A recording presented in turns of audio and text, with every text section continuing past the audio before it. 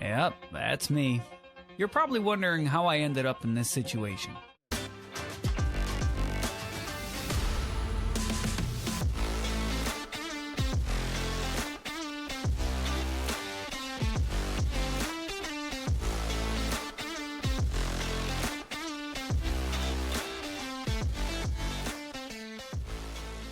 Hi, I'm Nat, and this is Somerset Spiders. This is a perfect place if you're interested in tarantulas or arachnids and other inverts. Weekly, I will be making videos around the care and husbandry, plus a little bit of background of these spiders on my journey of learning. And I really hope you enjoy what you see. Now, today, I haven't got anything to show you, which is a bit awkward, I suppose. I could show you about these bottles. Chicken. Sorry, what's that? You could house the Stromatopelma calceatum. No. No, we'll talk about the bottles. Oh, go on. No, please. It's all right. They want to see it. Yeah. I'll hold your hand figuratively. Okay. What, that there? Yeah, that one right there. What's wrong? Are you scared? No, I'm not scared. Well, I think you are scared. A little bit, maybe. Come on, you can do it. So look, I'll tell you what.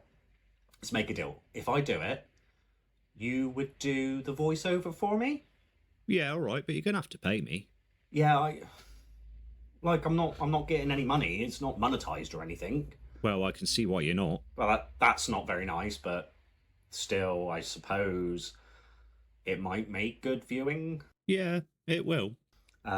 Yeah, so I'll put these to one side for now, though I have linked these in the description. Really handy. So, I suppose we should get the feather leg, right? So this was given to me by Nat's Tarantulas. It was from Bugnut. I'm very excited to have this in my collection, if not a little bit nervous. Still learning. You are a noob. Look, I am a beginner, you're right. And I've heard what you said in my other videos about me.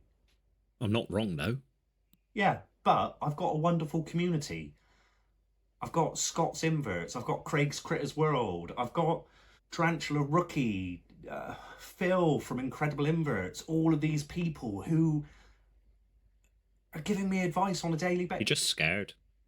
Yeah, no, I am scared. Should we just get to it? Yeah, let's get to it, hey? So this is from Bugnut. Natalie did a really good job at setting this up. However, it's not my aesthetic. Let's have a closer look. So I'm going to replace the cocoa fibre, probably put some live plants in here. I might reuse this wood. We will see. I've got some pothos I've been growing on, which we'll put in there. And also I've got some decor from Bugnut. So let's bring the camera in and voice over that. I need to concentrate, so would you mind? No problems, me bab. Top man. And look, I'll pay you at some point, yeah? £10 a word, my friend. Well, not that much, but let's talk about it. Anyway, let's get to it, guys. So first of all, apologies. Live Nat had a cold when he was recording that, so apologies for the sniffing. I'll sort him out, don't worry. Natalie was kind enough to gift this within an enclosure. One of the issues I find with these is that they lack ventilation, but she has added holes in there. I'm removing all of the decoration in there to make it a little bit easier. And as you're about to see, we are going to have one upset spider because they go into a defensive mode. Remember, we are pulling their homes apart to rehouse them, and this is stressful for them. As I've said before in a previous video, linked in the tab here, when you get a fret pose from your spider, you really should think about leaving it alone unless you have a job to do like we've got here today. This is a beautiful spider, as you can see, not afraid to stand its ground. However, like I've said before, they will tend to go into their burrow and retreat before even thinking about threat posturing, though there are some spiders that do like to do that. We have a little bit of an issue here. Live Nat is still scared, so he is holding everything with tweezers, and you're going to see how badly that ends. The featherleg tarantula has also gone underneath the lip of the tarantula room enclosure. Though this helps with spiders that might have an inclination to bolt, it does make it hard when you are trying to rehouse because you have to navigate around it. And I don't know what he's doing. He really is a beginner, isn't he? So just for clarity, LiveNat has been keeping tarantulas for about 1.5 years now and developing a knowledge and understanding of these creatures. He may look very unprofessional, but there's been lots of research and he's given me some notes. So in a moment, we are actually going to introduce this wonderful spider. Let's just watch. Still with the tweezers. Oh, what a plonker.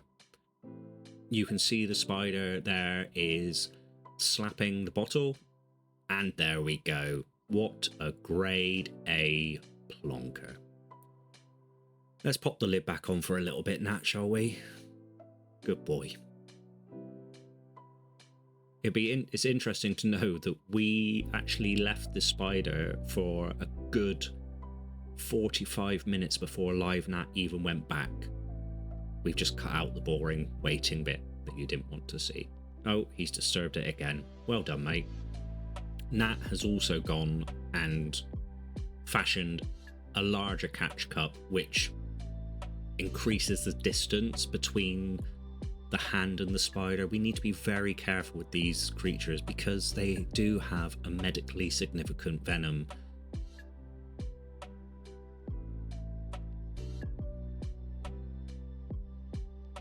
Some of the bite reports I've read sound horrific. Look at this beautiful spider. Absolutely stunning. Fangs splayed. Ready to defend itself. Remember, everyone, spiders aren't aggressive, they are defensive. Lovely shot there now. Should we get back to it? You gonna do your job? Yeah, come on.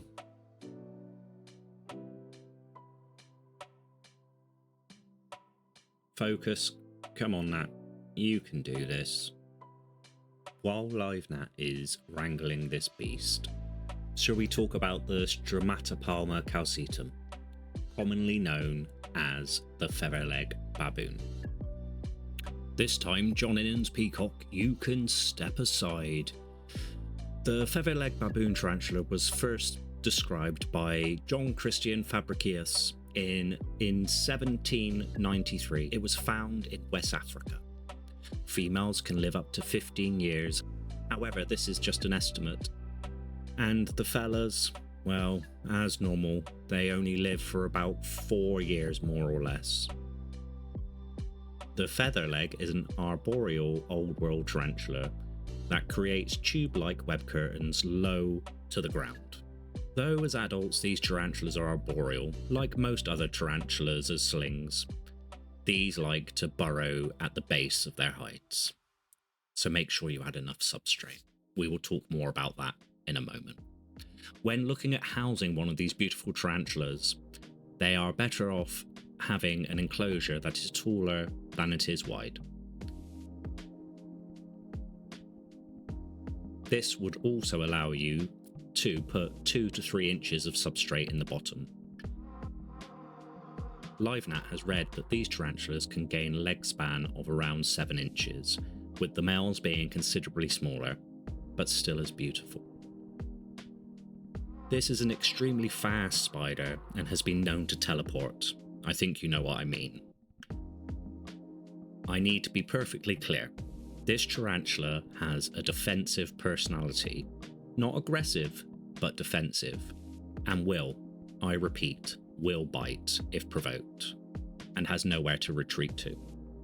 When we talk about feeding, this tarantula is only prone to come out during the night.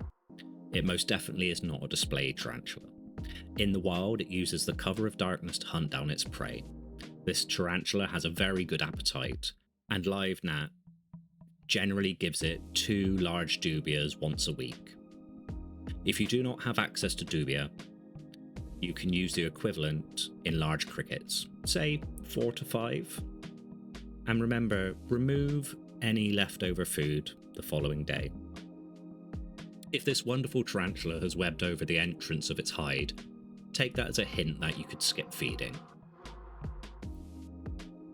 For the substrate, Nat is using an organic potting compost that you can get from most garden centres.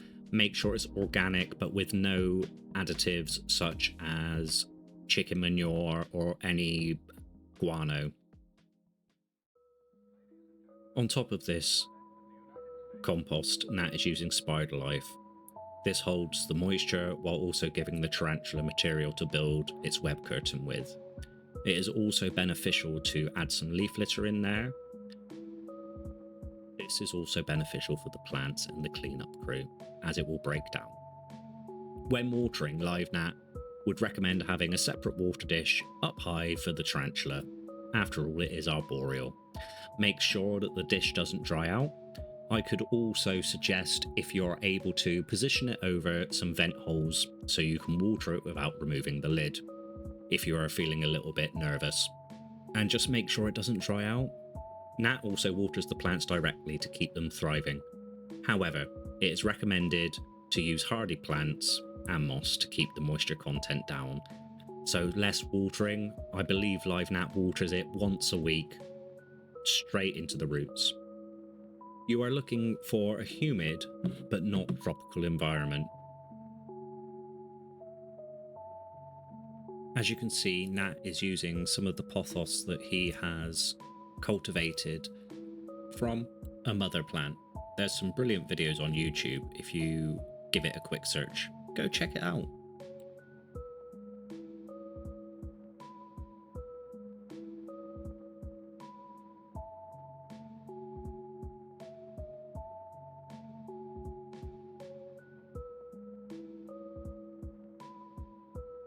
You can see him gesturing there.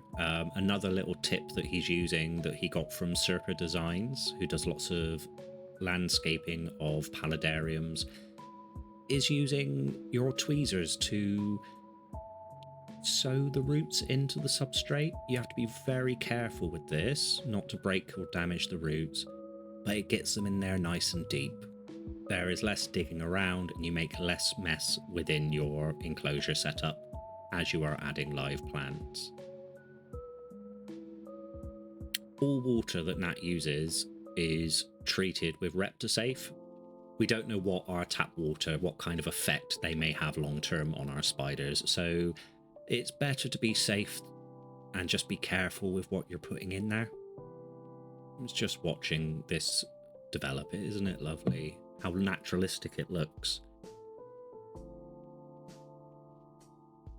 Hopefully we're getting a little bit closer to the spider's natural habitat. I know it's a bit green, but we just need to remember that we want them to thrive, survive. That's our duty as caretakers.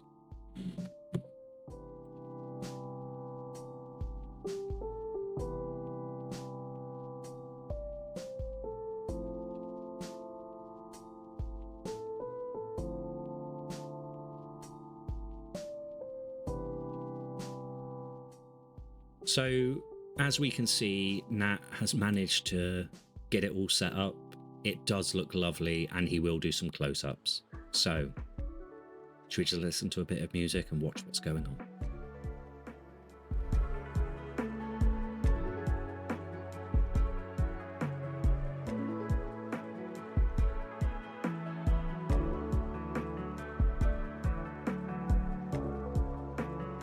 So there we have it, guys. I hope you really enjoyed that video. I'm now filming this a month after housing the feather leg. I hope you really enjoyed it. I hope the information that VoiceOver Nat gave you was enough. Let me know if it was too much or not enough. What else would you like involved in my videos?